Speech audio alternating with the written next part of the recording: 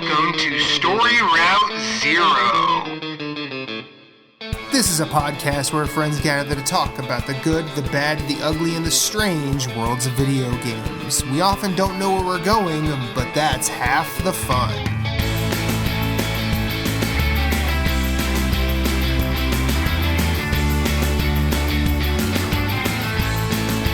Come on the journey with us. Hit us up on Twitter at StoryRoute0. You can send us an email at StoryRoute0@gmail.com. That includes questions, concerns, comments, complaints, pet pics. Send us some recipes. Send us some stories about your day. We're going to listen.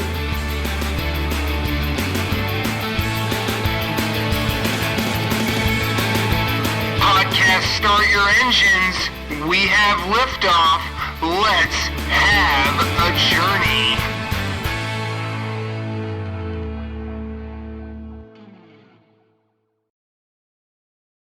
Welcome to Story Route Zero, episode 79. The band is kind of back together. Matt showed up for 2 weeks and these other two didn't, so now Matt took a break. I'm one of your hosts, Jason, and joining me as always is Moose and Michaela. How's everything going? It's been a while. It's going well. It's going well. And it has been a while. It's been a long while. Yeah, since that time, Moose is now a Xbox fanboy, and Michaela is on the PC Master Race. Excuse me, what? Nope, Michaela's still our resident weeb, and Moose is still Moose. Yes. Before we do start games, how's everyone been? Ladies first. It's been good. Last week I had friends down. So from Maine, one of them, I work with them, and their spouse came too, Shay and Shaylin. No, seriously, that is a married couple's real names, Shay and Shaylin. And they played some games while they were here. We had some shitty weather, unfortunately, so we didn't go to the beach or anything like that. But this July has basically been like New England May, 70 and raining. This is what summer is canceled. You need to issue a warning to them if they have children and it's any variation of Shay. Get out. Yeah. I don't want to know who you are. Leave. No, they just have a ton of fur babies. They've got guinea pigs and hamsters, some fish. Fishes. Yes. And then this past weekend worked out like a motherfucker. I've been getting really dialed in, so I've been back at the gym now for officially a month since getting vaccinated and getting back to a full-on gym instead of working out at home. Feeling really good about that. And starting over this past weekend, I officially kicked off. So I was kind of doing like a intuitive, modified sort of full body thing. And I'm going to a more planned program where I am doing 4 times a week upper lower split. So I can work on my next set of goals.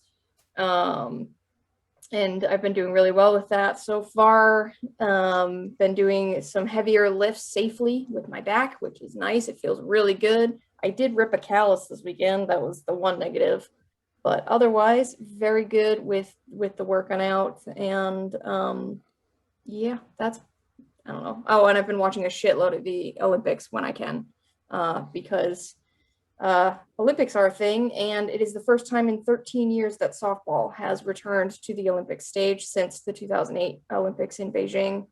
US and Japan are going to be playing for the gold medal again, as they did 13 years ago. So it's a rematch. That game will air. So we're recording Monday night. The bronze medal game is at midnight tonight, Mexico and Canada, and then the US will play Japan for the gold medal and silver medal decision at 7 a.m. Eastern tomorrow. So I'll get up and watch that before work. And that's been really, really cool to watch, because 2 of the main pitchers for the US are the 2 big lefties. When I say big, I mean big. These women are like 6'4". Let's go lefties. Yes, and the Southpaws, and they are former Olympic athletes.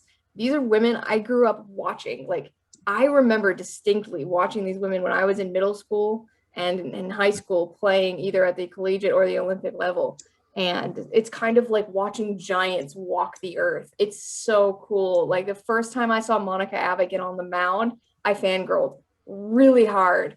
She wore my number. She's number 14. She wore my number when I was growing up. So I looked up to her in that regard. But she's also just one of the most entertaining athletes I have ever seen play the sport of softball. She's also one of the biggest names, one of the most impressive, pioneered a lot, smashed so many records. I think she was the first woman ever to throw a perfect game at the Olympics. She's huge. She's like 6'3", 6'4", a lean 190 pounds. And she went on record, I think when she was in her peak form, she's 35 now, and Kat Osterman, who's the other lefty, is 38. She went on record at throwing like a 77-mile-an-hour pitch. She's like your gas. That's the equivalent like of 107-mile-an-hour fastball in baseball. So no small potatoes there, but she throws your fast gas, your rise, curve, and then Kat Osterman's like the nasty off-speed drop shit. So it's been really entertaining to watch them. I've caught some other stuff like some beach volleyball, some swimming, some gymnastics here and there. So enjoying the Olympics, ignoring the politics and just enjoying the celebration of athletes and community and all of that. Did you see the gold medalist in the air pistol had the Witcher medallion over? Oh no, yeah. But also the opening ceremonies, which in general as the program I found kind of underwhelming, but there was a ton of video game music playing when they did the walk of athletes, when all the countries come out in order. There was like Final Fantasy music, there was Chrono Trigger music, there was Kingdom Hearts, there was Monster Hunter. Literally every Japanese big video game franchise except for maybe Zelda had at least one or if not multiple songs in the walkout.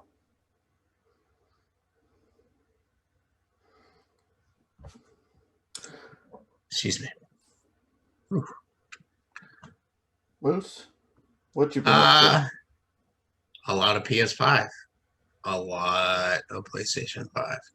So just been playing that and doing my normal weekly thing. I mean, I think what was it? The week after we last recorded, it was supposed to be the game club, and then that got pushed out, and so like things got cascaded. So instead of like 2 weeks, we took a week because of 4th of July. Yep. So we took a week of 4th of July. The following week was supposed to be the book club, and then the next week we were supposed to return, but everything got pushed because one of our guests for the book club had an issue. But so I've just been enjoying Mondays, like gaming, just coming home after I take a walk on the greenway like I normally do, and before the show, and just been dialing into playing some games.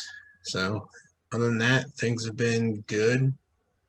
So can't really complain. How about you, Jason? Nothing new. Same old. Just chilling out, relaxing. Shooting some b-ball outside of school?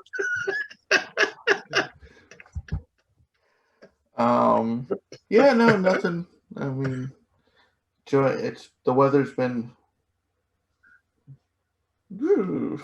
all over the place.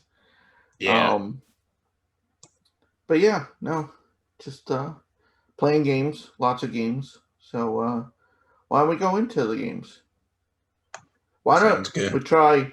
Me and Matt do this. We rotate. So you do one, just pass it on. Do we want to kind of do it like our top 10 where we start at the bottom, the least one we want to talk about? Okay. Top 10. I only played a couple games, so slow your roll. I got 1, 2, 3, 4, 5. I did top 25. No. I have 10. I have 10.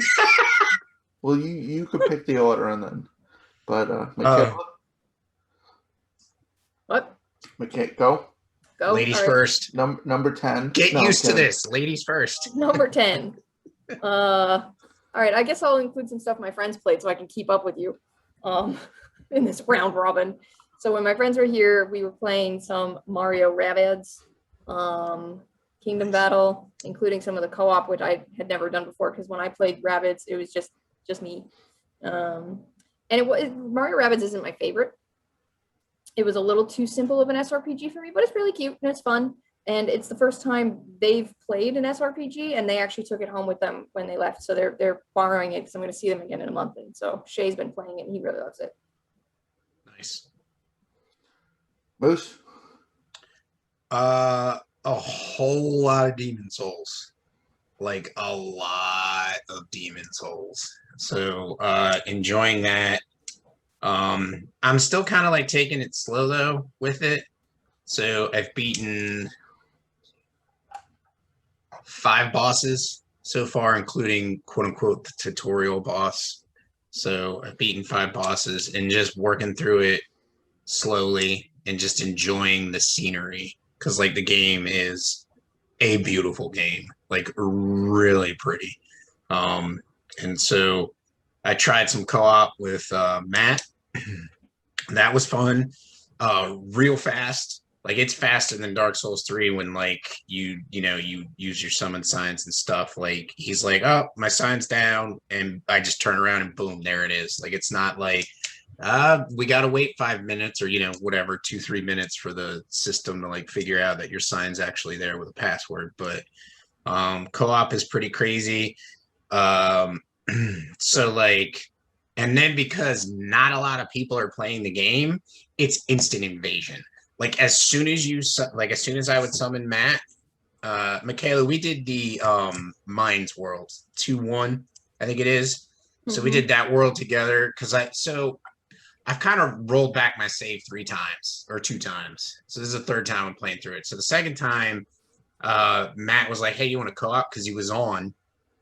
And so I was like, yeah, sure. Like I have to do the Mine World over again because I messed some things up. I don't want to go, want to roll it back and start that over again. So he's like, all right. And then as soon as I summon him, it's like, so-and-so, infinite_rewind being summoned into your world. It was like, boom, you get invaded. And so, like, it's just like, the invaders who are playing Demon Souls are hungry.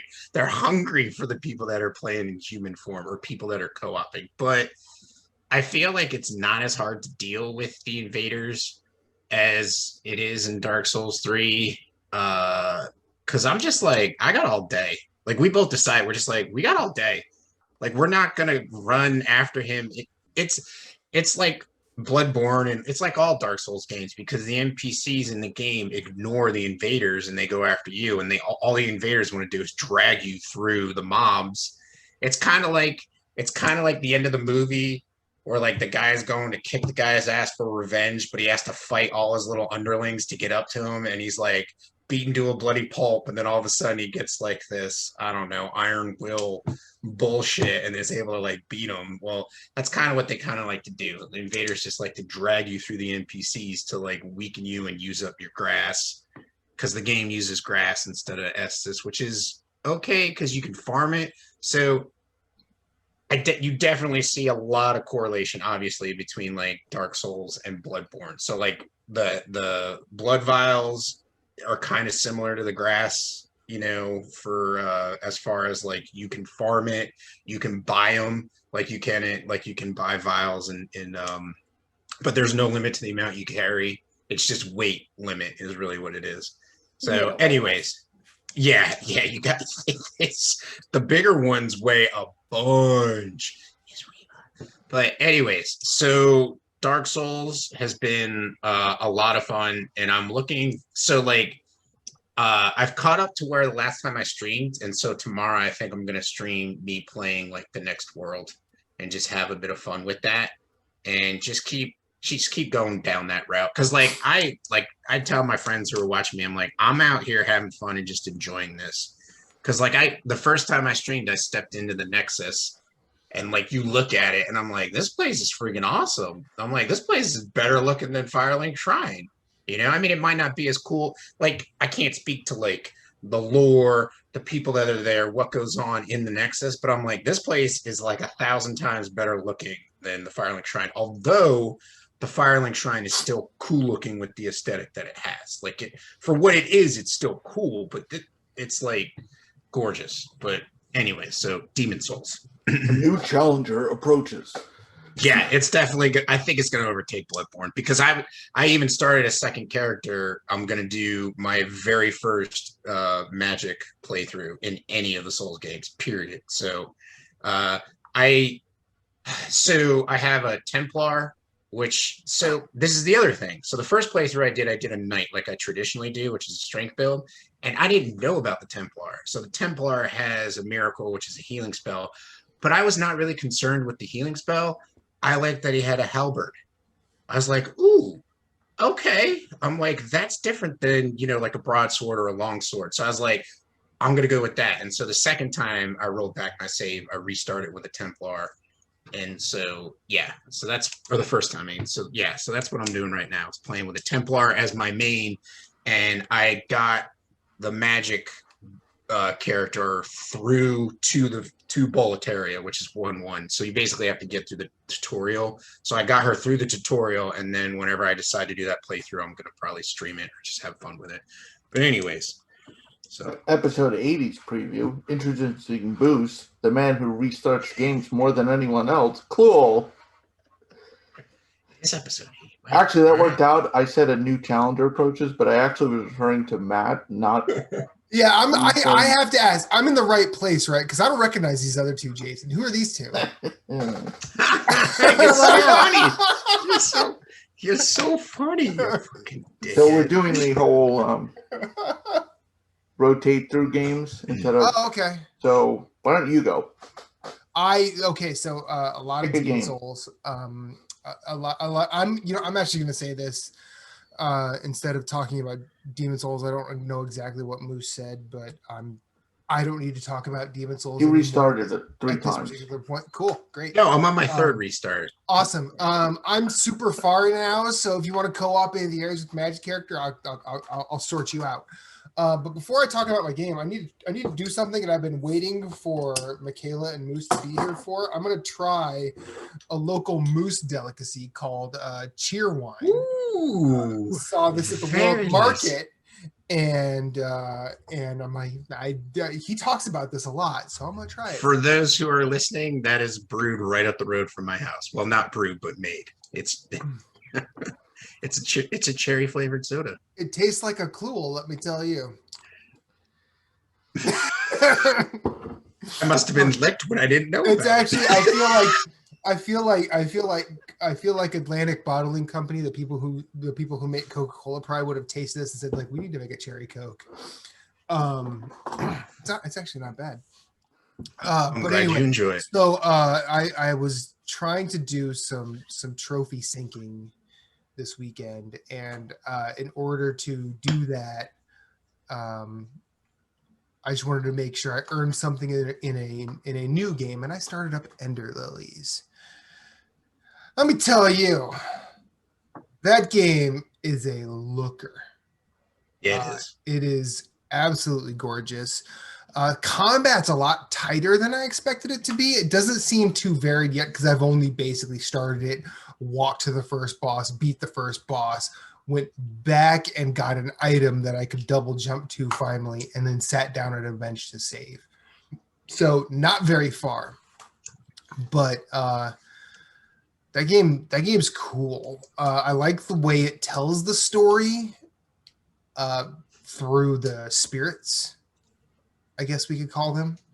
Mm-hmm. And there's probably plenty of lore for me to learn in my playthrough of this game, which I am really excited to do. So the warmest, most respectful, and most pleasant fuck you, Jason, for Ender Lilies. Yes. I got the ultimate fuck you, Jason, because Ender Lilies is our next game club. I got everyone on board. You did. Well, to be fair, I was on board before you had anything to do with this. I was gonna say because she brought it up. So Technically, I technically nominated it's it her for Game fault. Club. It's a fuck Yeah. you, Michaela. Thank you. That's yeah. my fuck you. Yeah, there we go. I rescind my fuck you to Jason and pass it right along to Michaela. Or Right, we start but out zero I- where we share the fuck yous. Hold Yes, on. we spread the fuck yous around. No, hold on. I originally shared this when it was on Steam before it was a console announcement. So I Listen, want this that isn't We're a fighting fucking over this, pissing fuck you. contest. I want credit. Michaela, Okay, shut these up, fuck- Jason. Michaela, what did you? Oh, These you already fuck- went. So already Jason, went. go. I'm willing These to go fuck yous 80. are starting to become very hipsterish, and I don't like them. So you Jesus stop. Christ. I'm willing to go 80-20 on this. Fuck you. No, 80-20, No. excuse No. you. no. Okay, Fine. Jason, go. 51-49. No, go. Well, since we've all recorded, I finished Ender Lilies and wrote my review. So 100%. I was about to read that review today, and then I got sent to the OR, which ended up being the reason I was late. So, Well, I hope Is that you person's okay? okay. oh yeah, they're fine. Were you sent or was someone else sent? I was sent to the OR to be X-ray for the OR. Oh, okay. Oh, never mind. I did the math in my head. But anyways, go ahead. It's like, But yes, I have completed Ender Lilies. I'm ready to start my next playthrough of Ender Lilies on PlayStation now. did you Triple buy dip. it on? Did you double dip? Nice. Triple dipped because he's got it on Steam. He reviewed it on Switch, and now he's got it on PlayStation. This fucking Triple guy. dip. But also, okay, to give be him the fair, 51%. So I will secede from a 50-50 to a 51-49 split on the fuck you. Because I did text him after I published, after I published that review on the site, I did text him to say it was my favorite review he's ever written. Aw. Awesome. To be fair, I've never picked a game of the year in July. So I think this is worthy of a triple dip. But yes, Michaela, next. All right, so I can still keep up with you guys. I had my friends play another game when they were here week before last. So they played. Actually, I had them play 2 games. I can keep stretching this out. I can't keep up with Moose's 10, but I might be able to stretch this to 5 or 6. I had them actually play through. They passed the controller style, but they made it all the way through Astrobot on the PS5 while they were here. Hell yeah. They liked that. They thought it was very cute. I wanted them to experience what the PS5 could do while they were here because, like I said, they were able to take my copy of Rabbids home with them to play on the Switch, but obviously they could only use the PS5 while they were here. So I was like, you have to play Astrobot. He's cute. They're like casual gamers. Like I bought them their Switch as their wedding present. Okay. And they actually just bought themselves, after spending 5 days in my apartment, they bought themselves a second Switch. Wow. Because I'm a good They influence. weren't putting up with that, were they? Yeah, they were That's like, a okay. bigger fuck you, Michaela. But We're only at a game. yeah, so they were like, well, okay, we felt like we both wanted to be playing games at the same time, so we needed a second system, so we could both be playing solo games. And not feel like one co-oping was harder. too. Yes, On co-oping Switch. Like too. if they play like golf or Yeah. But I mean, you can co-op on one Switch, but yeah, I know what you mean. But they basically like, Shay was like, he's really into Rabbids right now, which means Shaylin can't keep playing. They had started Ori and they had started they were pretty deep into Child of Light. But yeah, I'm getting off the topic. Astrobot, very cute. They needed me to get them through the dinosaur at the end, but otherwise they made it through themselves. nice. Nice. Moose. Astrobot's Playroom. Beat it. It's just to go back and platinum it. Like I was on a roll when we weren't recording. Like I beat, I think, more games in the time that we weren't that I wasn't on the show than I probably ever have, like doing the show. So anyways, Astrobot, I beat it. Like I said, I just have to go back and do the platinum. I highly recommend the game if you have a PS5, or when you get a PS5, play it. It's a lot of fun. It really showcases the game, and it's just cute as hell, and it makes you laugh.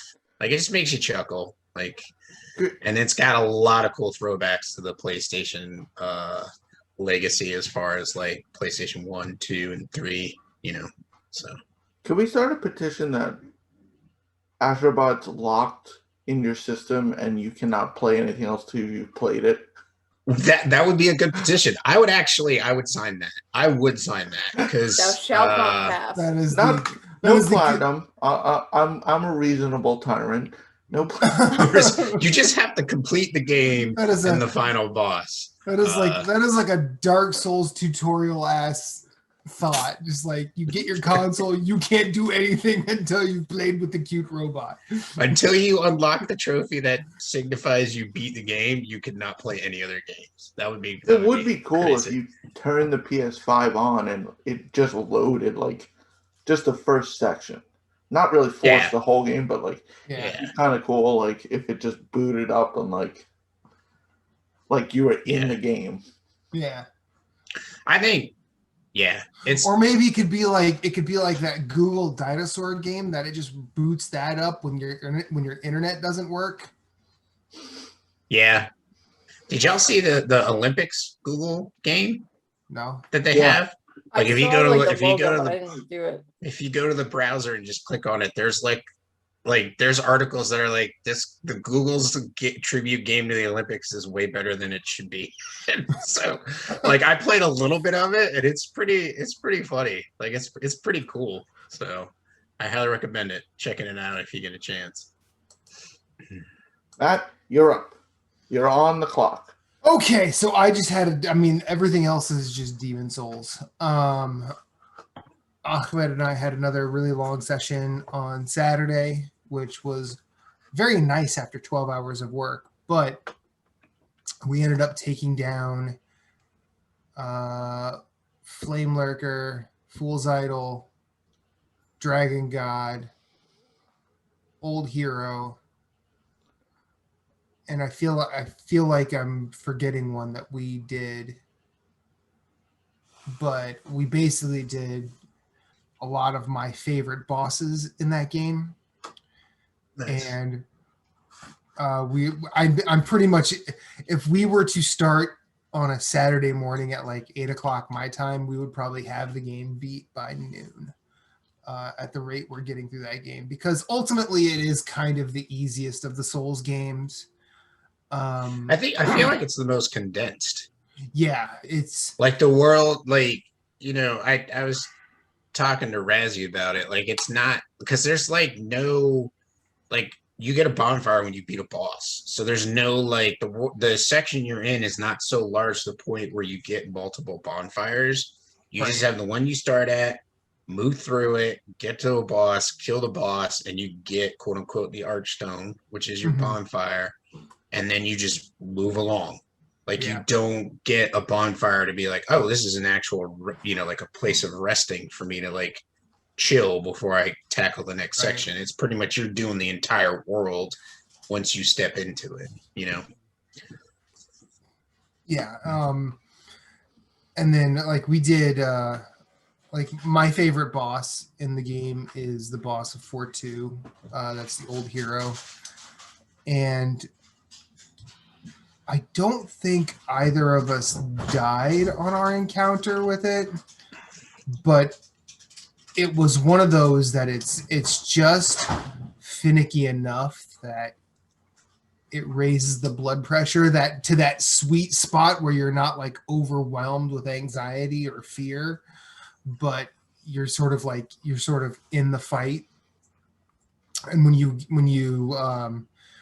you get there and you find the rhythm, for me, it's one of the best boss fights in the Soulsborne canon. And it was cool to have a whole bunch of just white world tendency all over the place. So I was able to knock out some of those events and get rings and kill NPCs because that's what you do. And this is still, I'm having a hard time calling it my second favorite game of all time, because I think now that I'm in it, I'm starting to think I like it more than Outer Wilds, but I have a feeling that if I were to play Outer Wilds again, I would be like, nope, I'm here. It would just flip flop back and forth. Yeah, And then I did have a weird sort of realization about the world tendency and character tendency, and I think that because a lot of JRPGs stem from when tabletop RPGs like D&D showed up in Japan, I think this is From Software's attempt at creating alignments. Like in D&D, it's because like the white world tendency and the black world tendency are like you're lawful and you're chaotic. And since that goes both ways, you could be like, I mean, like I have a character that has completely black world or that is completely black character tendency, but has white world tendencies. So it sort of changes the way the game operates if you know how to look for it. And yeah, the world tendency and the fucking nemesis system are two things out of the last generation of games that or last generation and change of games that are severely lacking, and they kind of need to be explored a little more, I think. Now I get why the nemesis system hasn't. That's just because the people who made the original Shadow of Mordor, I think they copyrighted it, so it's not like anybody can just WB patent. Yeah. So yeah, I get that, but yeah, the world tendency system in Demon Souls I still think is awesome, and I don't really care what anyone else thinks about it. So yeah, that'll be it for me for games, because those are the only two things I've touched. I am currently reviewing a game, and this is my spoiler-free, not breaking the embargo rules. I am working on Trigger Witch, which comes out Wednesday, the 28th, maybe? I don't know. Yes. Anyway. Yes. It is think old school Zelda, but a twin stick shooter. So Binding of Isaac. It's but legit a witch not, running around with but there's no it's not a roguelike. It's just a twin stick shooter without the roguelike. Okay. And it's made by the company who did Reverie. Oh, all right. Ah, okay. Very nice. So I don't even have to put puns in my review, because they'll already be in there. They have cheeky Australian humor. So Mo can publish this one. Michaela just passing off work. Yeah. Who could blame you, though? Oh, I messaged Mo and said Michaela has to do this one. No, you didn't. Yet. Make her suffer. Definitely. Michaela? Back to me. All right. The last game that my friends played while they were here and I played with them, and then we'll go to the games that I've played. I got them to play Ratchet and Clank for a little bit while they was here. Mostly just Shaylin played it, and they were liking it. Although as a newer gamer, both of them, Shaylin and Shay, gravitate towards 2D games and turn-based games because they have trouble controlling a camera in a 3D space. They're still not really used to it. Yeah. So that one was a little bit more challenging for them. But we did knock it down to the easy mode where you can't die. So that made it a little bit more fun for them too, to be participating in. And it's just really pretty. And, it to them, it's like seeing what the PS5 can do to make it like there's no distinction graphically, visually between like a cutscene and a gameplay. They're like, oh, we're in this, we're doing this now. And you know what I mean? The seamless transition was their first experience of that, not just like watching a trailer of something, but actually being in it, because their only systems at home are now the Switch. So no knock to the Switch. The PS5 experience a little different. Yeah. Well, we can. No, Moose is back. Moose, you made it just in the nick of time. I figured I would. The next game I played is Returnal. Been playing a bunch of that too. It's kind of been like a bouncing back and forth between that and Demon Souls, because I like both of them a lot, and it's really hard to be like, but I want to play Demon Souls, but I want to play Returnal. So I like the mechanics of Returnal. Obviously, play, die, respawn, roguelikes. I do enjoy those types of games. I like the unlock system, the leveling system. I just got, what was it, last week maybe, or a week and a half ago, Jason? I was like, I just got Melee, so that's cool. There's some other stuff that I'm missing that I'm looking forward to like getting. I've gotten consistently to the boss twice now and just haven't been prepared when I took them on. So I'm like, I need to like really do like a clear of the entire first area before I go take on the boss to see if I can get a better weapon, get better upgrades, all that kind of stuff. And so thoroughly enjoying it. That was one of the cooler moments when I realized like the DualSense was really awesome, because like you're standing out in the rain. I think I mentioned it before, but like you could feel the rain dancing across the back of the controller, which is really cool. The other thing that I didn't really talk about, I don't think last time when we talked about me getting a PS5, was the alternate fire is awesome, because like it's the L2 trigger, so you don't have to waste a button to be like, oh, now I'm using alternate fire. Like you just pull halfway down and you're aiming down the sights, or you click through that and pull all the way through it and you're actually using your alt fire. I do find that I like the electric shock one the best, or I think it's the vertical like dots where you just shoot out a row of vertical dots that just bounce everywhere. Those are my two favorite ones. And then if I had to talk about weapons, it's a throw up between the shotgun, which does a shit ton of damage, and then the quote unquote blaster, the assault rifle, just because it's got a large clip and it does a decent amount of damage. So I'm enjoying those. Yeah, it's a lot of fun. I highly recommend. This is a safe space. Did you pee your pants when you went in the house? It's okay. Yes, I did. I told Jason. I sent Jason a message. I'm like, I got to the house in Returnal and I'm getting severe PTSD. I'm like, I'm having flashbacks to freaking PT, and I'm like, no. Like, no. Like, I paused it. I put the controller down. I walked away. I was like, I am not doing this. Damn it, Sony. Well, I should say, damn it, Housemarque. You sound like me about a third of the way into Resident Evil 2. I was like, I'm not going to do this, am I? Moose goes out to the car, turns the high beams on through the window. He's like, what are you doing? It needs to be bright in here. Just leave me alone. Anyway, so yeah, that house. You replaced the hall light with floodlights. Why? Don't worry, the dogs will be okay. In his defense, when you two get to that point, it's like, okay. Okay. Yeah.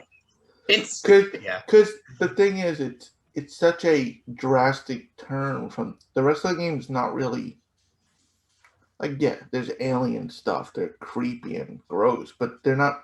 Nothing jumps out. There's and then nothing you do like this part, and you're like, okay, yeah, okay. Yeah. Like you're just like, this is not cool. I don't like this. I don't like this at all. But obviously, eventually moved past it, and so now, like every cycle, I find the house, and you have to find the key. Spoilers to get in the house, and so I have not found it a second time. But yeah, it's very cool. Like I like the progression system in it, and I feel like the gameplay is fast enough. It's very fluid. I'm finding like as I play it more, easier to like do like jump and then like sprints towards stuff and then do a melee attack. Like a lot of the enemies, you're like, oh, it's quicker for me to just dash over to them and melee them than it is to like shoot them from where I'm at. The reload system is really cool too. It's kind of like if anyone that's listening has ever played Gears of War, you just hit the reload button and then you have to hit it again when it's in a certain section to time the reload perfectly, and it automatically reloads the clip. So it's kind of got that type of system, but it's the actual trigger. It's not like R1, or there is no reload button, because your ammo refills kind of like in Mass Effect 1 with the heat sink, where like the heat meter just goes back down to nothing.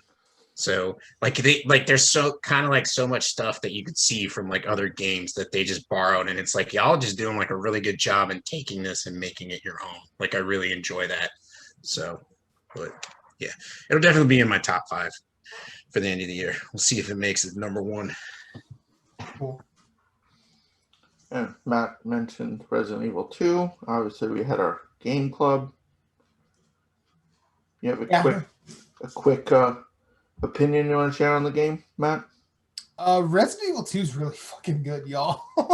I'm probably going to I'm going to do the other A route because I did Claire, so I'll do Leon's A route. I'll do both B routes and see where I'm at if I want to keep going for the platinum or not. I do want to play more of this. This is actually one of the more fun rides I've been on in a video game in a while. And I'm not so much of a horror guy. I mean, I know on the spoiler cast I mentioned that Dead Space was kind of like my horror sort of peak. That and probably Lone Survivor. If you've never played that, Lone Survivor is a really good side-scrolling indie game. That was it was one of my favorite Vita games ever. I know it's on PC and it's done by Jasper Byrne. I think he's best known for a few songs on both Hotline Miami soundtrack. One he did something on 1 and something on 2. I think he did 2 songs on 1 and at least 1 on 2. But it's definitely one of the more trippy horror games I've ever played. And for being 2D and somewhere between 8 and 16-bit sprite base, it still pulls off the scares really goddamn well. But yeah, Resident Evil 2 is wonderful, and I would recommend the other 2 games I mentioned as well, even though I didn't play them recently. But it looks like we will soon be able to play one of them again. Spoiler alert for later. News coming soon. Michaela. And Hey. wait, Jason's turn. I came in the middle. I don't know what the order is. I was guessing. I've been playing Radio Viscera on Steam. It's a top-down shooter, but here's the catch. You have an air cannon. You can't actually kill anything by shooting it. You can shoot them and send them flying through a wall, and that'll kill them. So you have to destroy stuff to kill things. So you're basically just eating stuff. And the best part is the enemies are a crazy Y2K cult. Okay. Wow. And it's called Radio Viscera? Yeah. Like the innards of a radio. Yeah. Now, when you say there's an air cannon, all I'm imagining is you running up to whatever the perceived enemy is, and when you pull the trigger, it goes, bah, bah, bah, bah, and then sends them off. Well, I don't know if it does that, but you can send them flying through like a plate glass window into like a meat grinder. So it's almost like the gun from like Minority Report, like the force gun. Yeah. Or yeah. Okay. All right. Cool. Or like that tiny gun from Men in Black. The noisy cricket. Cricket. Yeah, the noisy cricket. That's what it was. Michaela? All right, so for a couple hours, I want to say maybe like 2 hours exactly, I started my backlog game, River City Girls. That's all I'm gonna say about that for now. And you're not a fan of it, right? So far, no, but I will keep. After I beat one of the games I haven't talked about yet, which I hope to beat this week. I will go back to it and play it at least for another hour or 2. And if I really, really don't like it, I'm not gonna force myself to finish it. But sure, we'll see. Now, can I add? Do you want to talk about why you're not feeling it? If you don't, that's cool. Let's save it for the backlog episode. Okay, all right, that's cool. Leave you in suspense. Fine. Yeah. Moose? All right. My turn. Remnant. Finally platinum that son bitch. Oh, yes, Done. you did. Congratulations. Platinum is done. I don't say that in a mean way. I really love Remnant. I was just saying it finally happened because, like, I put that on the back burner for a while. And so what's really funny is you have to do the coin and the necklace, Jason. It is random, Yes. randomly generated on Earth. So I decided, like our friend, our boy Razzie and TB were on, and I was like, me and TB already started a game playing Revenant. And Razzie was like, "What are y'all playing? What are y'all doing?" And I'm like, "Do you want to play some Remnant?" I think I was already playing something else. I'm like, "I'll switch up, probably Demon Souls." And he was like, "Yeah, I'll fire it up." So he fires it up. The first world we go to before we get to the boss, the fucking coin. It's the coin. I'm like, "Are you kidding me?" I'm like, "Are you?" I have been trying. I was trying for like a solid week. I was trying for a solid week to get the coin and just kept re-rolling Earth, and it wasn't happening. Anyways, for those who can't see, Jason is giving me the finger, constantly the finger. So then, like, obviously went back, turned it in, got the trophy. They both got the trophy because I turned it in, and it counts because, quests See, aren't just that exclusive. didn't count when it happened for us, Jason. Both of us had to do it separately. Yeah, Anyways, kind of blows. So we finished playing, and we're like, all right, we're done, whatever. So I go back to my playthrough on my main character because I was on a secondary character because I didn't just want to go in and just like mow stuff down and then not have fun with it. So I was like, I'll start a new character. I went on my main character into a recently re-rolled Earth, and the fucking coin dropped. I'm like, twice in a row in the same day. I'm like, yeah, that would be the RNG. So anyways, Jesus says fuck you. Right, exactly. So then I only had like some smaller things to do. I had like the scrap to get. I had to be a certain boss. I had to get 30 traits, and then I had to level a weapon to 20. The boss melee weapons don't count because those only go to like 10, I think. Yep. It's only it's like Dark Souls 3. Dark Souls 3 is like weapons go to 10, boss weapons only go to +5. But anyways, so I did that for a while, and to get the traits, I just joined a public party, and I just I started shooting someone so that they would shoot me, and I'm like, could you just shoot me? Just kill me. And so then he messaged me. He's like, "Are you trying to get the trophy?" I'm like, "Are trying to get the trait?" And I'm like, "Yeah." And he's like, "Okay." So he just continued to like shoot me, and so I got the trait. And then the last trophy I needed was upgrading a weapon to a melee weapon to +20. I think it's melee because I already had a +20 regular weapon. So I just went back and upgraded. There's like this kick-ass. It's almost, I want to say, like a Morning Star. Like it's the weapon with the big giant. It almost looks like a skull. What is that? The Wastelander flail. Yeah. So like I just went back and because I was like, if I'm gonna use anything other than the hammer from what is it, Enid or whatever, the tree, Ent. That's it. Sorry. So if I'm gonna use anything other than that, I'm gonna I'll use what I upgraded. So kind of put it on the back burner, but I do want to play through the DLC. But I was waiting for Jason and possibly Matt to play through the DLCs with them. One is survival, and then the other one's mission based. So we'll just play through the survival whenever. But I want to play the story stuff with one of y'all. There's not a PS5 upgrade for that, is there? Yeah, it's built in. It's built in. It's not an update. Yeah. Like you don't add it to the store. You don't add it. Yeah. It's just it's not like Final Fantasy VII or Borderlands. It's not it's not like a 2 platinum job, is it? No. It'll just recognize you're on a PS5. Okay. Yeah. All right. Yeah. I wish it was a 2 platinum job. Right? So totally. No. I ain't dealing with that coin. You never know when it'll drop. What if you could auto pop it though? That's my thing. What if you could just auto? Well, yeah. I'm confused though. One of your last bosses you needed was Claviger. How is that possible? Like, so that means you didn't have science, bitch, the whole time. You missed out. What? Well, no, because he can beat Claviger with us and get the material for it. Oh, right. Right, I forgot.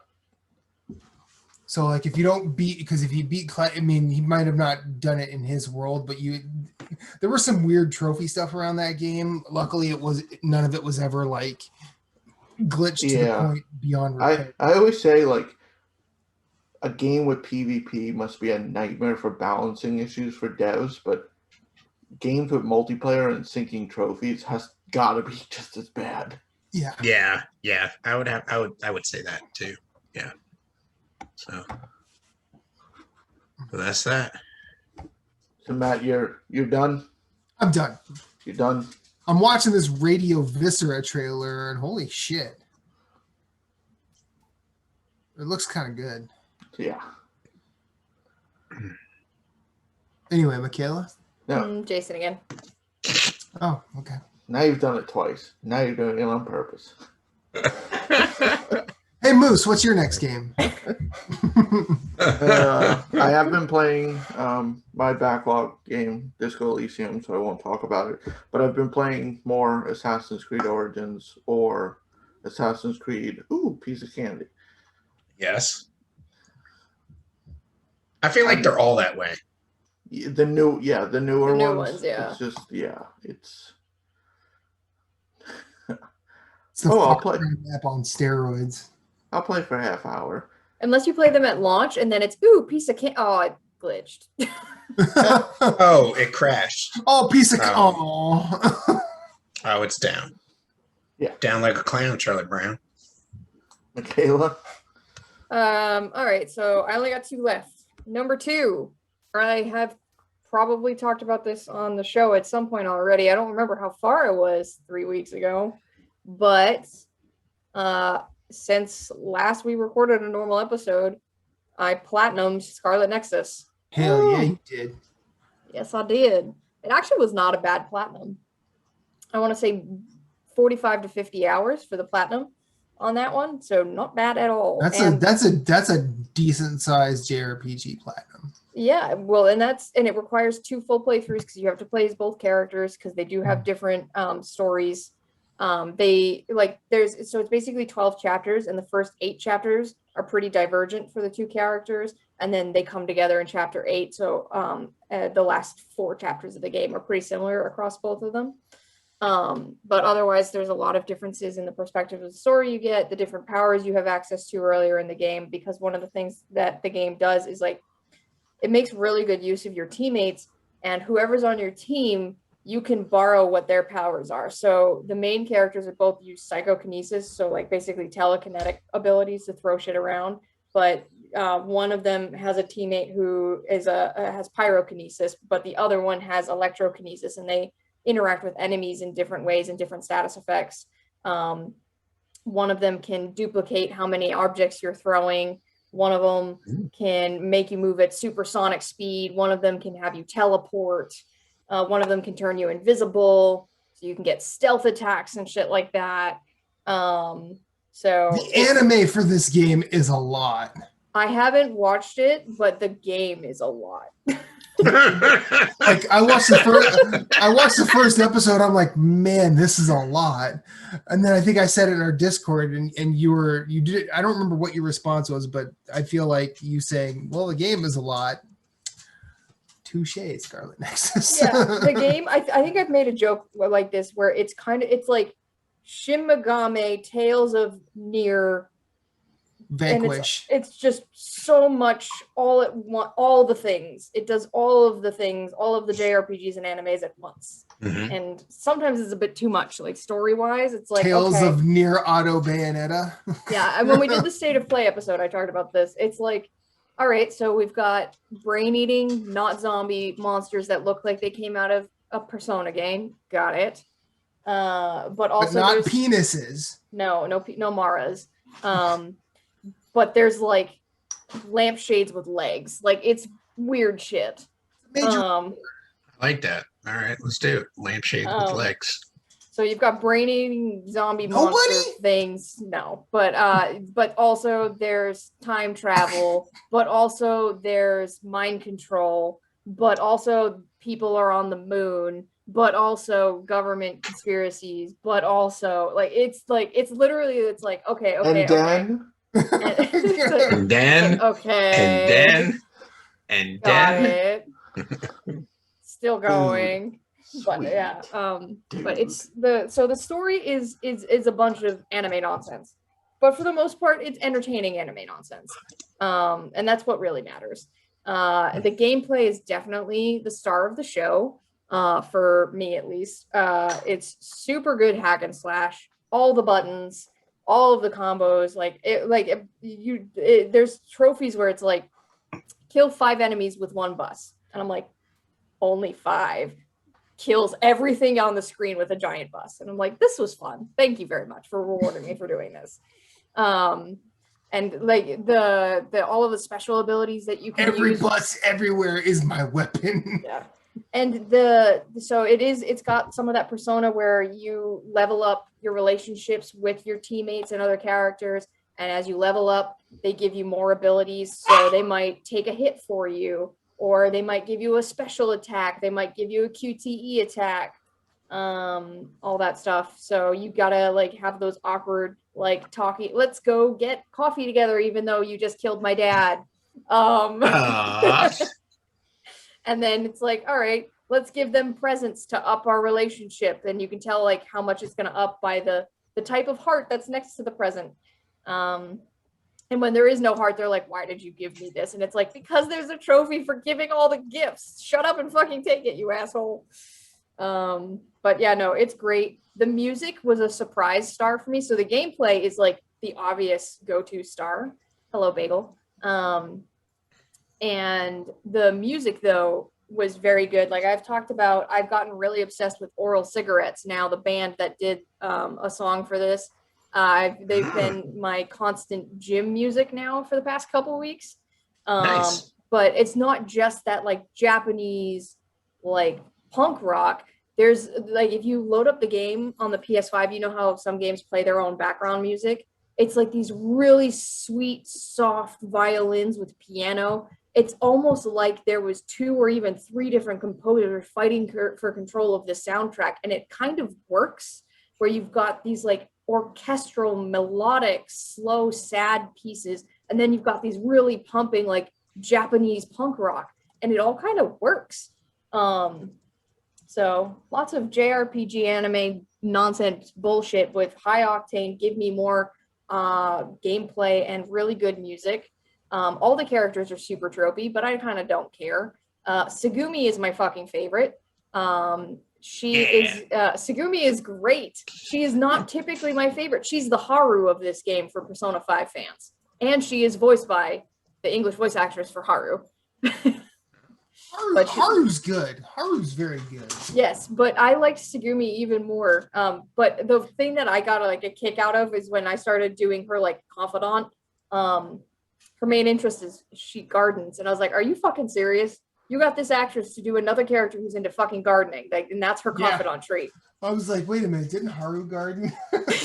yes, she did. Segumi gardens. Segumi ended up being my favorite character, out of the side characters at least, that you your teammates. Her power is clairvoyance, so she can see enemies that turn invisible. She gives you bigger dodge windows, stuff like that, and her eyes glow and shit. It's really cool. But yeah, that one is knocking on the door of my top 3 for the year so far. Wow. Nice. Nice. I after I platinumed the game, I was kind of sad because there was nothing left for me to do, but I kind of was still having fun with the gameplay and wanted to keep playing it, but I kind of exhausted everything. So Nice. Fair. He's gone. So I think Jason would be next, but I think it's Moose. Is it Moose? No. I was gonna say no. It is me. I'm gonna throw 3 in together before I go into my final 2, just because I want to give those the most space. So beat the backlog.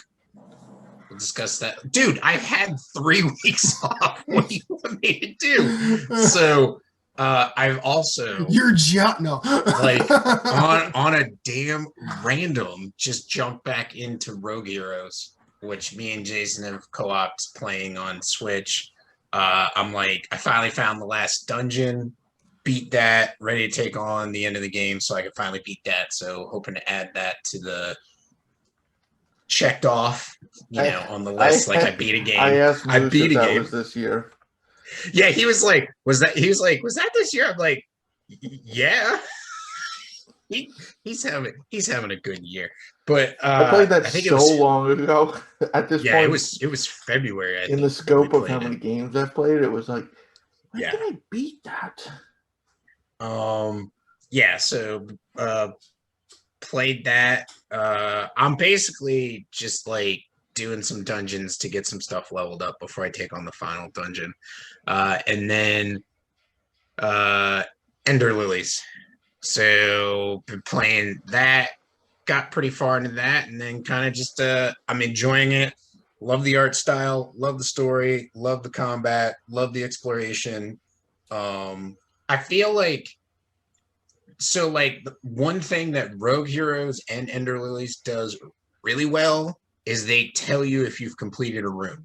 So like if you're playing a dungeon in Rogue Heroes, it's blue, and once the room is cleared, it turns green. So you can look at your map and be like, "Oh, I still have to figure out what's going on in this room." Or if you're like me and you've played it enough, like you know what's in there, and you're like, "I don't need that chest full of gems. Like I just want to clear the dungeon and get moving on whatever I'm doing." And Ender Lilies is kind of the same. I haven't played in a while, so I can't remember the colors. I think it's yellow if there's something to do still in the section you're in, and then it turns white if you've completed it. Jason might be able to speak more of that, but I'm colorblind. shit. Well, I just started it and I see a lot. I remember seeing a lot of yellow rooms on my map. And that's got to be what it is. It's white if it's cleared, and then it's yellow if you still have something to do in it. I just know the map legend shows, so I knew what room was cleared based on. Oh, that color says it's cleared. Yeah. So it's a lot of fun, having a good time with the combat. So yeah, it's a good time. So there's three real quick ones while Jason was away, who suddenly came back. So The last game I've been playing is Death's Door. you son of a bitch! I know, right? Fuck him.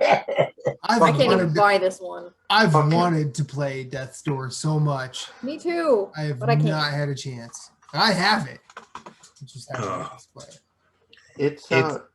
It's good. It definitely scratches that Zelda dungeon like. The story's cool, the art style, the music. They make a Paul Blart reference in the first 30 seconds. Nice. It's good. I haven't played a ton, but I will have more to report. But that was it. That's it for me. My last one that I've been playing primarily, this is the game I've been playing for the past almost week. It came out last Tuesday. So it'll be a week out tomorrow, is Chris Tales. I have been playing Chris Tales. And I hope to review it. I hope to beat it by the end of this week. So I hope to be working on the review this weekend. Because I did look up like a guide just to kind of have a sense of how long it is, because they tell you there's like 5 cathedrals you have to visit, and I'm at the second to last cathedral, and then there's Endgame after the 5th cathedral. So I have a general idea of how much time I have left. The game is extremely cute. The art style, like one of the things I already know is going in the review is like when you load up this game and turn it on, there is almost a guarantee that you will be at least 10% happier than you were before you loaded up the game. It's just adorable. It's cute. The music is nice. Something about it. It doesn't have that watercolor style and nobody's talking in rhyme or anything, but something about the game gives me a Child of Light vibe. Maybe because it's kind of almost like that storybook fantasy centered around a young girl who suddenly discovers she has powers and goes on an adventure, and it's a turn-based game. Something about it gives me a Child of Light vibe. It is an indie game that is out of Colombia, I believe, which is a first, so far as I'm aware of, in my library. Not a lot of indie devs coming out of Colombia.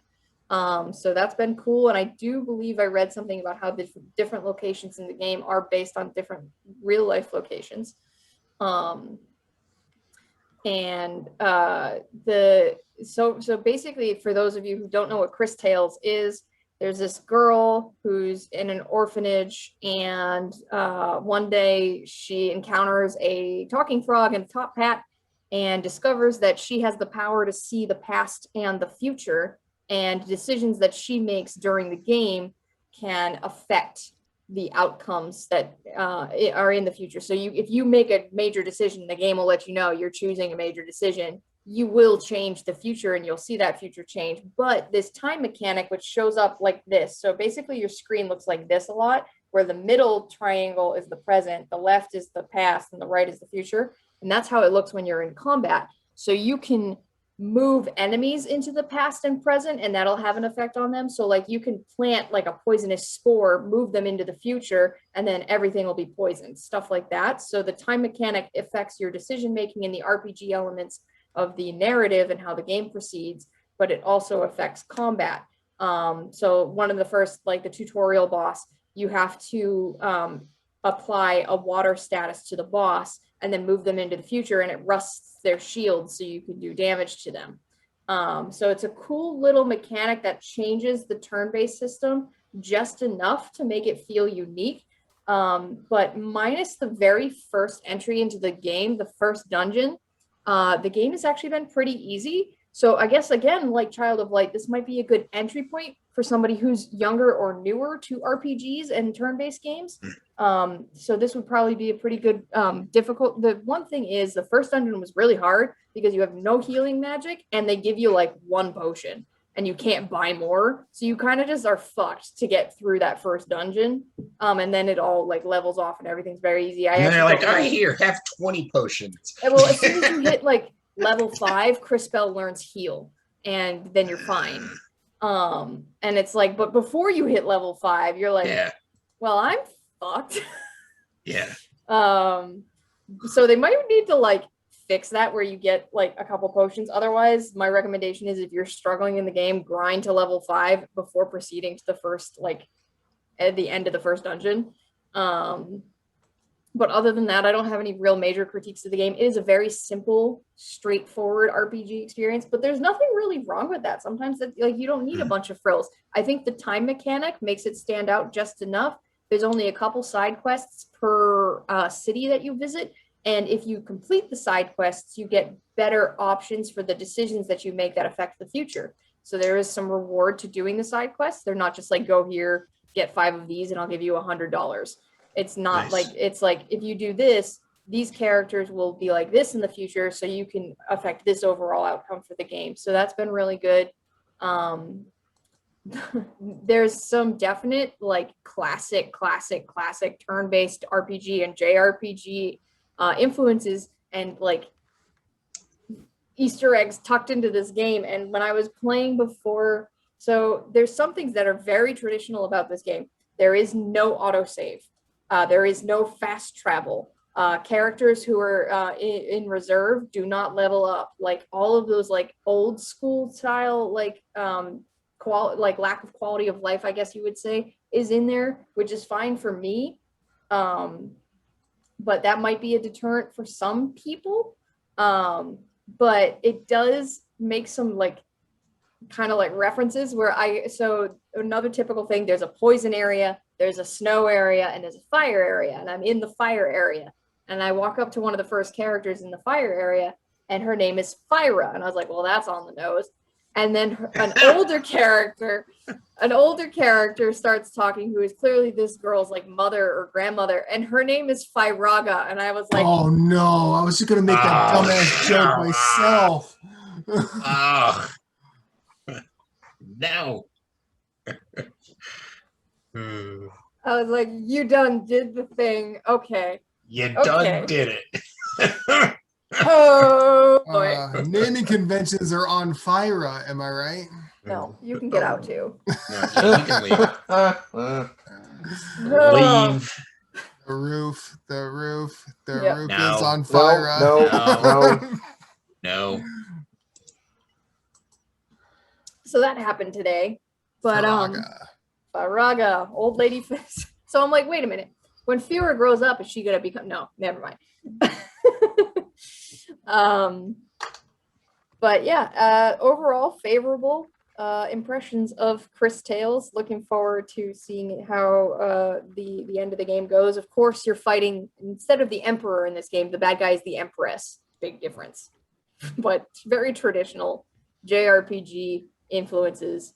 Not on its sleeves, like literally on the face of this game. They're not hiding it with Firaga. You got to fight the Time Empress. It's all about time magic in this game, but it's been fun. Cool. I guess that's me, right? Yep. Yeah, the only one left, the lone survivor, last stander.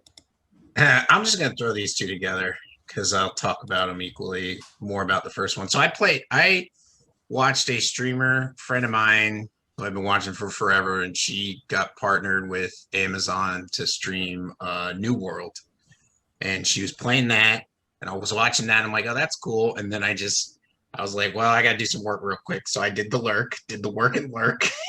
And so I get a message from her like 4 days ago, and she's like, oh, you won one of the codes I was given to give away. And I was like, oh, that's cool. So I was like, sweet. So I redeemed it, downloaded it, and started playing. And I played a bunch Saturday. Sunday. Played a bunch yesterday. Saturday I was away. But anyways, New World, I feel, is kind of the injection an MMO needs. I feel it brings like a action adventure style gameplay to it.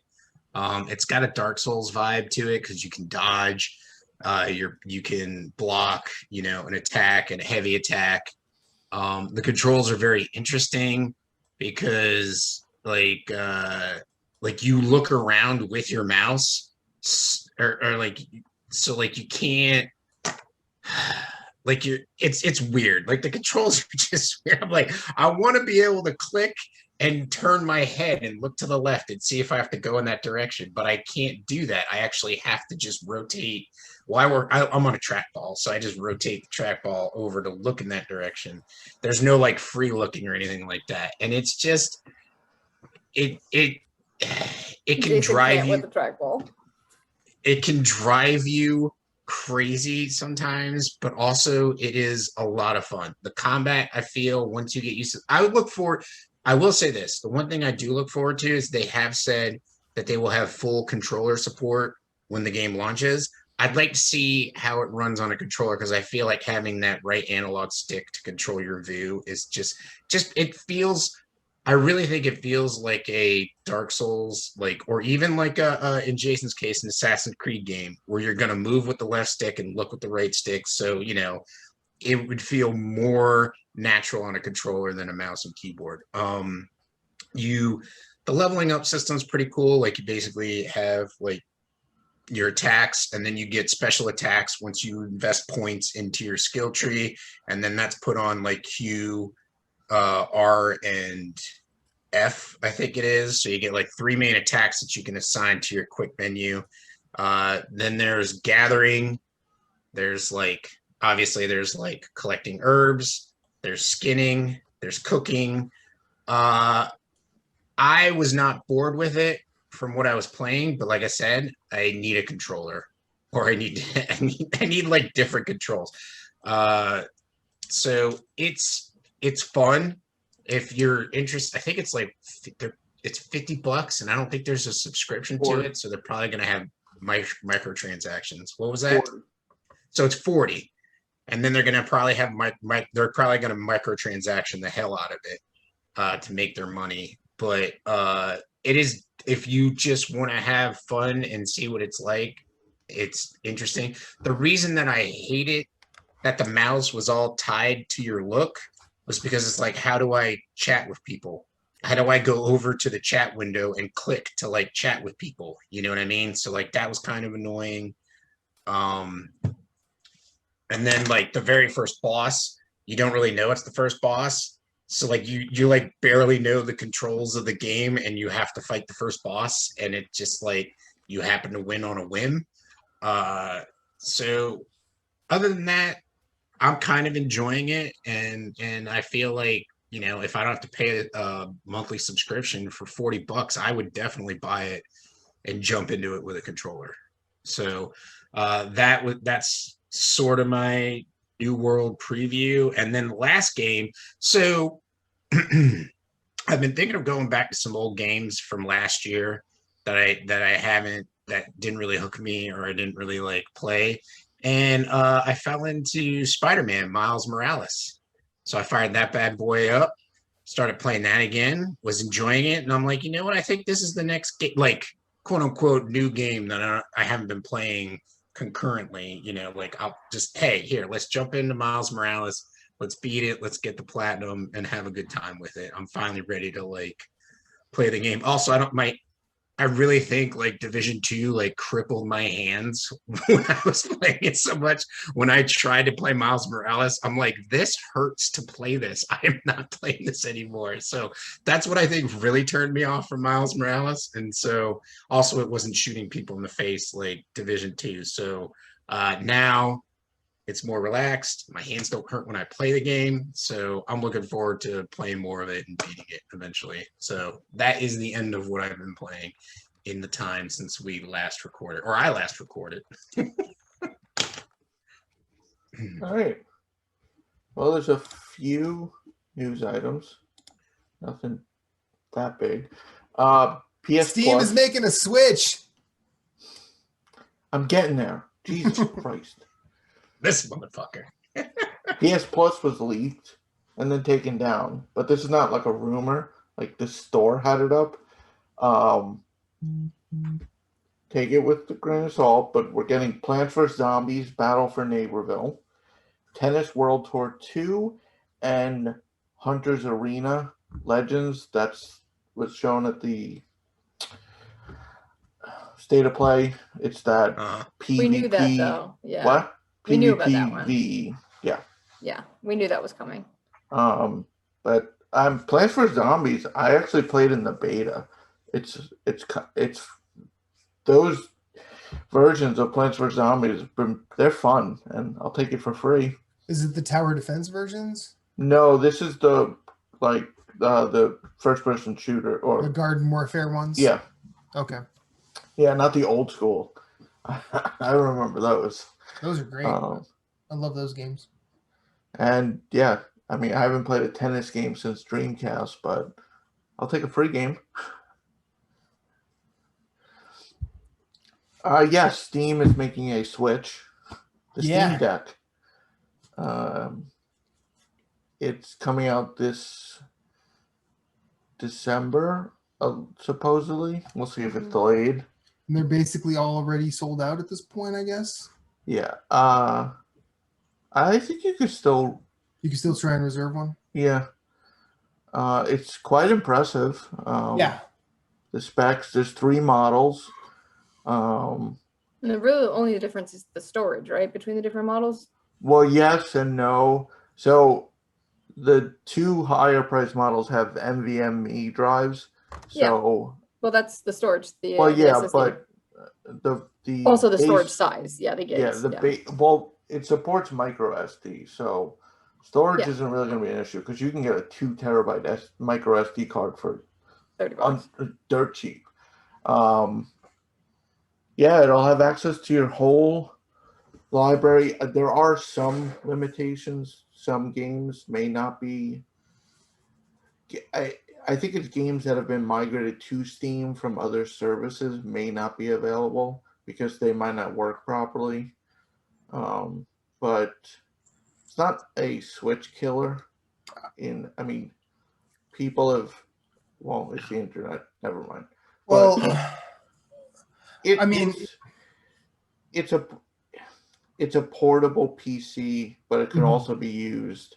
You don't have to play portably at all. Yeah.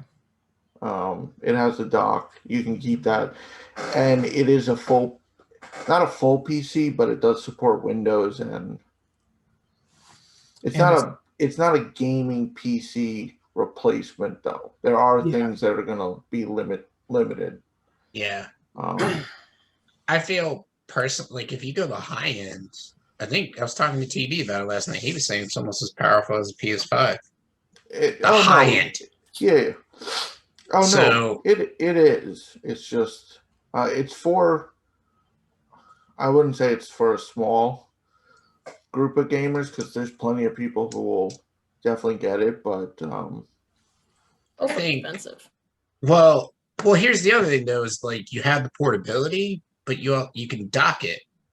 So like if you could think and be like, but TB was saying, I'm thinking of just getting the high-end Steam Deck so that I can play Elden Rings on PC instead of PS4. He's like, I know it's going to be trash on PS4, and I'm like, you're probably right. But I'm playing it on PS5. He can't get a PS5, so he's thinking of he's not going to pay scalpers, so he's going to put his money into the Steam Deck, and then also it's a higher end, like it's probably going to be more powerful than my gaming laptop I game on. You know what I mean? So for it's viable if you want to make that investment to be able to throw it in a dock and play it on a monitor or on a TV and also play like current gen stuff. But I feel like the low end one is like Jason's case where he's reviewing a bunch of indies, lesser taxing games on a system. Like I feel like that could be in Jason's, ballpark as far as like picking up a Steam Deck. If he was like, I don't need a laptop, but I feel he would get a laptop over a Steam Deck. But still, I think it's cool. Like it is definitely cool. Yeah, it's definitely a cool piece of tech. I just, not that internet people would listen, but like just look into, because down the road that's not upgradable. So it depends on what you want it for, but if you plan on like in 5 years time, it'll still work fine. I mean, many PC games are optimized just fine, and depends on what you play. But if you play AAA games in 5 years time, you're not going to be able to play some of those you might maybe at minimum settings, but they also haven't revealed exactly the full specs on that. Like, so we'll have to see, but it's definitely, I mean, if you're buying it for portability, then yes. If you're buying it to dock it, the high-end model, you can build a gaming PC for an equal price. The people who really, really care about high end, anyways, are the ones who are going to already have that high end PC or be building it. And you're probably not going to be able to overclock this. And most of the people I've seen excited for the Steam Deck are the people who have big Steam libraries already, and aren't really that worried about the performance. They just like the idea of a handheld because that's super smart. So long as Valve, supports this thing appropriately post launch, because we do know with a lot of these new gaming products, a big problem is support. But I don't think they had necessarily have to worry about that, because as of February this year, there was over 50,000. I'm not even just talking about the games. I'm talking about marketing and stocking and all that stuff. And then real quick, going back to Jason's earlier comment about how this is not a Switch killer. Like I said, most people who are excited for the Steam Deck already have Steam. So they have the games that they're going to play on PC, and people are still going to go to the Switch for Nintendo games. That's their bread and butter. They're Nintendo games. They're family friendly. They're kid friendly. They're cheaper. All the things. Nintendo is not going to be put out of business by this. Or even indies that are locking. Well, I mean, not that they're not locking in on PC, but like I feel my backlog game, you can't buy it anywhere else besides Switch or PC right now. It's not on other consoles. So, because there's not a lot of, there wasn't a lot of games at a time on the Switch, but now it's just bloatware. But there's less high quality indie games on the Switch than there are on the PS4 or the Xbox, just due to the fact that they've been out longer and there's a lot more going on there. So I agree with you. Like that's just another item on the list to be like, this is why people would buy a Switch over a Steam Deck. I feel like the Steam Deck is just geared towards people who already run on Steam and are like, oh shit, for like $300, I can take my indie games on the go. You know what I mean? Like, that's pretty badass, I feel. So, We are finally getting a Dead Space remake. There you go, Matt. Yes, I'm very excited. Bagel he seems a little sad about it. You scared, Bagel? He's a little lukewarm on it. he might be more sad because you're not giving him attention, which is all right. Last week's EA Play teased this. I'm sorry. Do I come into your house and tell you how to raise your dogs? I don't think so. I didn't say you don't give him attention. Dogs always want attention, man. Oh yeah, That's I know. I know. That's the thing. That's the thing. Anyways, go ahead. Sorry, Jason. Last week was EA Play, and one of the teases was Dead Space. Yeah. Didn't get much, but No. This has been rumored for the longest time, and I think a lot of people are really pumped for this. I hope they don't change it too much, because I read a snippet of news where they were saying this is a remake and not a remaster. So there's going to be some differences. And so hopefully, the diehard fans don't get butthurt about it. Like, having been playing Demon Souls, I've been reading and seeing videos about people on both sides of the fence. Like, hey, like Matt, me and Matt talk about it. He's in love with the remaster, or the remake, I should say. And then there are some people, you look at their videos and they're like, I don't like the remake. Like, they changed too much about it or whatever. And so hopefully EA walks the line really well. You know what I mean? Between like changing some stuff, quality of life changes, and leaving some stuff that they shouldn't change. But anyways. Netflix is.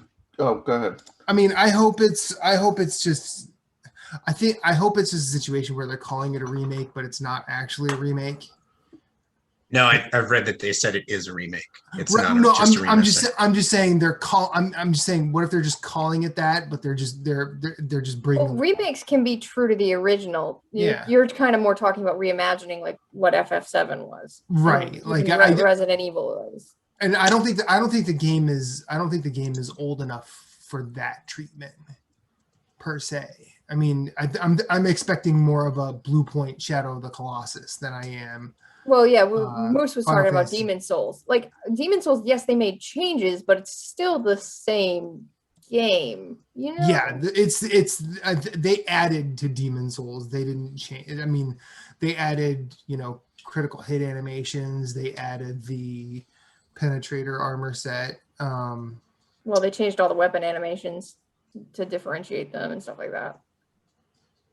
Right. Well, the critical hit ones, the normal swings are still basically the same. I thought they changed. So there's more diversity between weapon animations than there was in the original game, not just the crit hits. With the critical hits, No.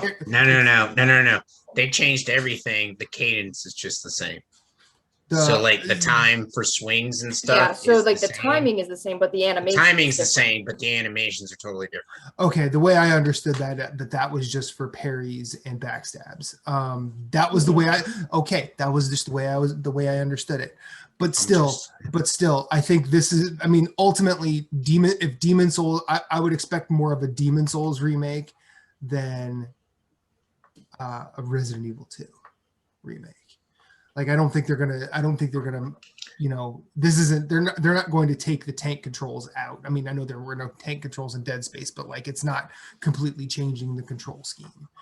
I'm hoping for that. I don't have any concrete information on it. We shall see. Netflix is getting into gaming. Supposedly.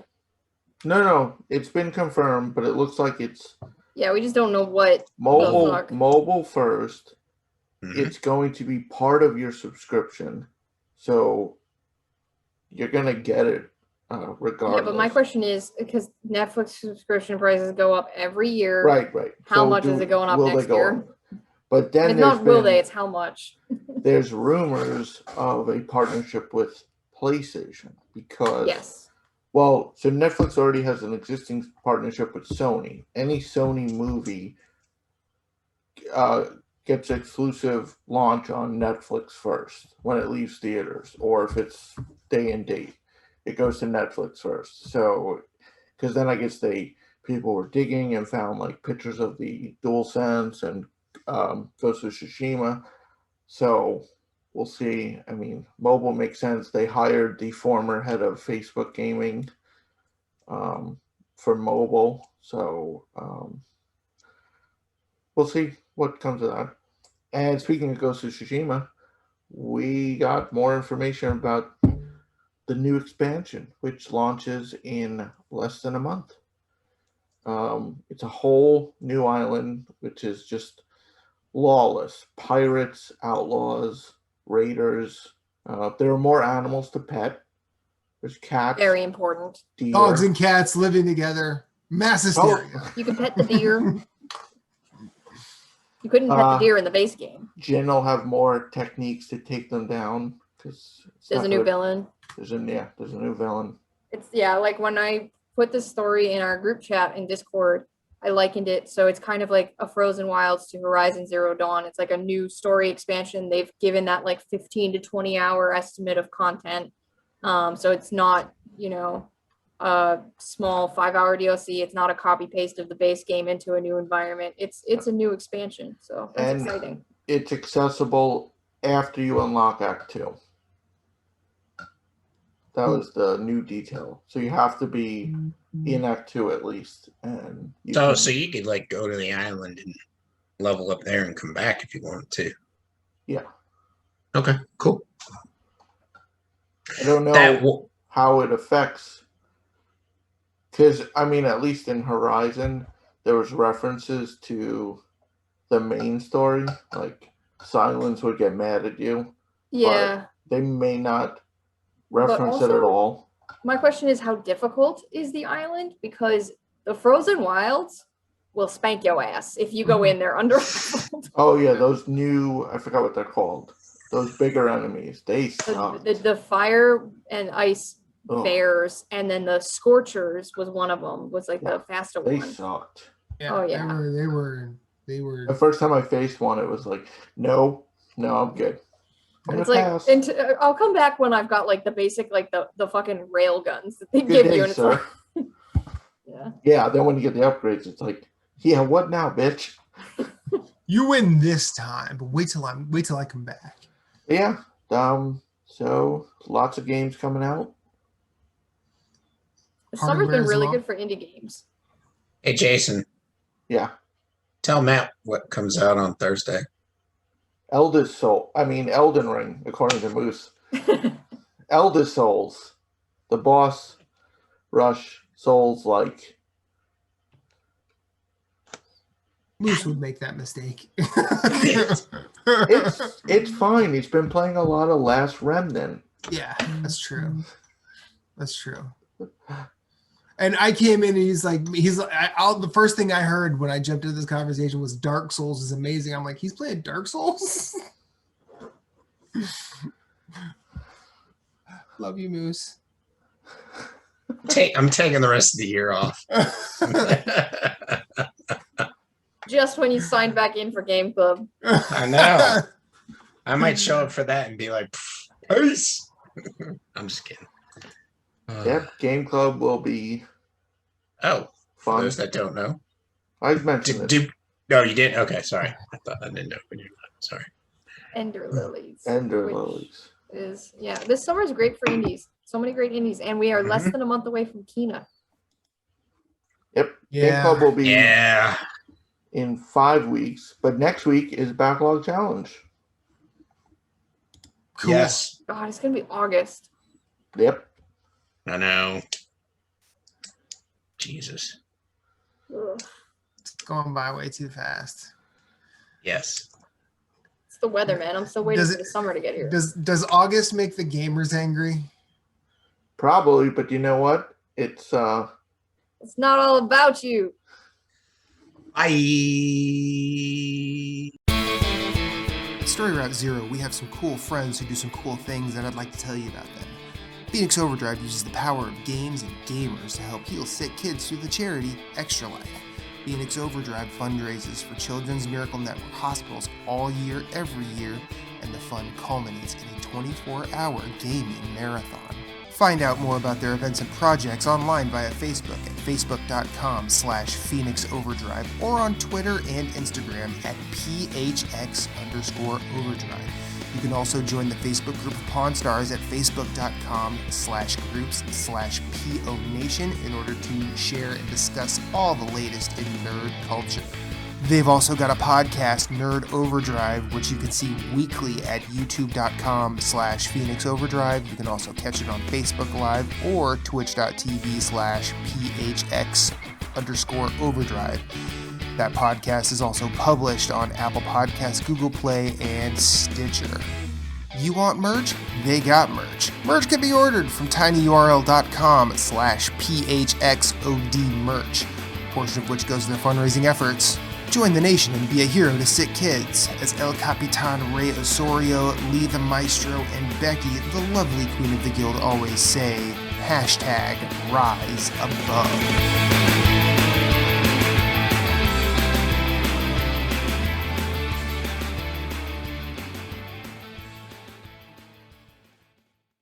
Thank you for listening to Story Route Zero. We hope you have enjoyed your time here as much as we've enjoyed having you. Once again, questions, concerns, complaints, pictures of pets, or favorite recipes can be sent to storyroute0@gmail.com. You can yell at us on Twitter at StoryRoute0. Rate us and review us on iTunes, YouTube, or wherever you may have found us, as it helps with discoverability. If you'd like to hit us up individually, you can find Moose Cool at Sven, that's SVHENN on Twitter, PSN, Instagram, and of course Twitch, streaming games. You can find Jason Marshall writing at obelisk.co. You can also find him on Twitter at GimpyJ with 2 Y's at the end, as well as PSN, Instagram, and Twitch. He also has his own website, whereisthepausebutton.com. You can find Michaela Crescione doing all sorts of writing at obelisk.co, as well as on Twitter at RedXMod. My name is Matthew Keel. You can find me everywhere I'd like to be at infinite_rewind. That's Twitter, that's Instagram, that's Twitch, that's PSN, and I also have my own website, infiniterewind.com. Be sure to check us out at all the places. You are always welcome, and you will always have a seat waiting for you on this ride.